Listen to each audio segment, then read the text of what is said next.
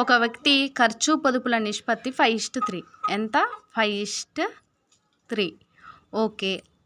అతని జీతం అంటున్నాడు. జీతం అంటే ఏంటి? ఖర్చు ప్లస్ పొదుపు ఈజ్ ఈక్వల్ టు జీతం కదా. కాబట్టి 5 + 3 ఈజ్ ఈక్వల్ టు ఎంత? 8. సో 5 + 3 8 కాబట్టి సో ప్లస్ అనమాట. ఓకేనా. అతని జీతం 20% పెరిగింది. సో ఎంత పెరిగింది? 25% పెరిగింది.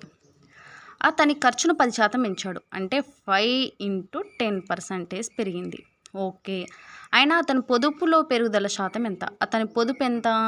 3 అయితే ఈ 3లో పెరుగుదల శాతం ఎంతో నాకు తెలియదు. Okay. 5 × 10 50% plus 3x% is equal to 25 × 8. 25 × 4 = 100. 25 × 4 = 100. 200%. ఓకేనా. సో 200% మైనస్ 50% ఎంత? 150% ఈజ్ ఈక్వల్ టు ఈ 3x%. 3 1s are 350s. So x equal to ఎంత? 50%. పొదుపులో పెరుగుదల శాతం ఎంత? ఈ పొదుపులో పెరుగుదల శాతం ఎంత? 50%.